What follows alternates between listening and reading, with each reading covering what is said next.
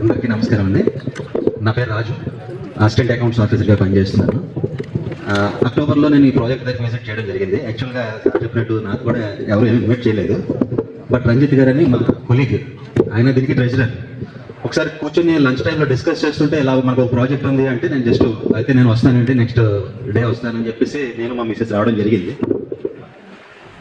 వచ్చి చూసాము, ప్రాజెక్ట్ అయితే వండర్ఫుల్గా ఉంది. నేను నెక్స్ట్ డే నా ఇనిషియల్ అమౌంట్ 2 lakhs పే చేస్తానండి. రోడ్కి 100 feet రోడ్కి మెయిన్ రోడ్కి వెళ్ళిపోతున్నాము. ఇక్కడ చూస్తే ఈ 100 feet రోడ్డు మన ప్రాజెక్ట్కే డెడ్ ఎండ్. బ్రహ్మాండంగా ఆల్రెడీ కొంత డెవలప్ అయ్యింది, ఇక మీద కూడా ఫుల్గా డెవలప్ అవుతుంది. ఇదంతా మన ఏరియా, మన సామ్రాజ్యంలాగే ఉందన్నమాట.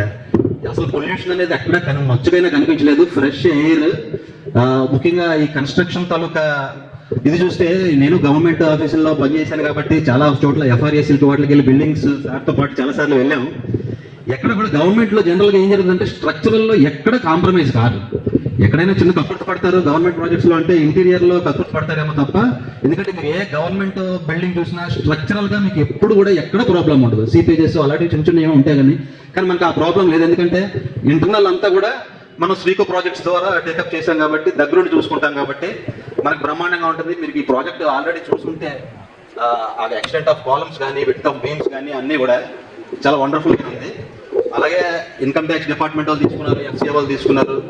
ఇది ఈచ్ టవర్లోనే 112 ఫ్లాట్స్ ఉన్నాయి.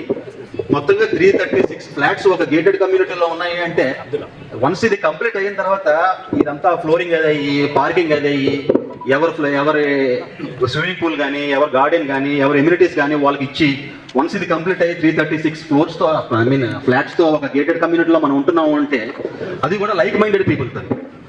ఆల్మోస్ట్ అందరూ ఎంప్లాయీసే. అందరూ ఇప్పుడు సార్ అన్నట్టు పోస్టల్ డిపార్ట్మెంట్లో అంటే అందరూ చాలా హానెస్ట్గా ఉంటారు, కష్టపడి పనిచేస్తుంటారు. 100% శాతం ఇస్తున్నాను. వాళ్ళ పిల్లలు కూడా బాగా సెటిల్ అవుతారు. మా పాప కూడా 8 మొబైల్ చదువుకుని ఈ ఇయరే జాబ్లో కూడా జాయిన్ అయ్యింది. సో ఈ ప్రాజెక్ట్ గురించి మాత్రం ఎవరు ఏం డౌట్ పడవసరం లేదు.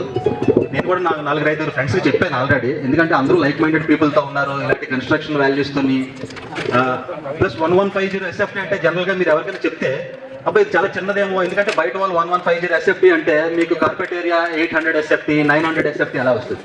కానీ ఇక్కడ ఇది గవర్నమెంట్ ప్రాజెక్ట్ కాబట్టి మనకు సెపరేట్ పార్కింగ్, సెపరేట్ ఎమ్యూనిటీస్ అవి ఉన్నాయి కాబట్టి అది కామన్ ఏరియాస్లో కల్పించుకోకుండా మోర్ దెన్ 100 ఎస్ఎఫ్టీ, మనకి మోర్ దెన్ 1000 ఎస్ఎఫ్టీ ఈ ఫ్లాట్కి వచ్చింది. మీరు ఒకసారి ఫ్లాట్ కానీ విజిట్ చేసి ఉంటే, ఇది 1150 ఎస్ఎఫ్టీ అన్నారు. ఇది చూస్తే ఎంత పెద్దదిగా ఉంది. 3 BHK with 2 bathrooms, separate pooja room, చాలా వండర్ఫుల్గా ఉంది.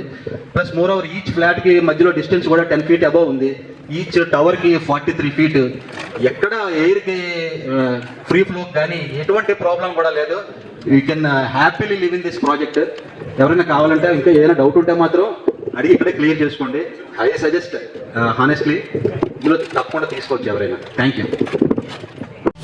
Housing Society. Follow us on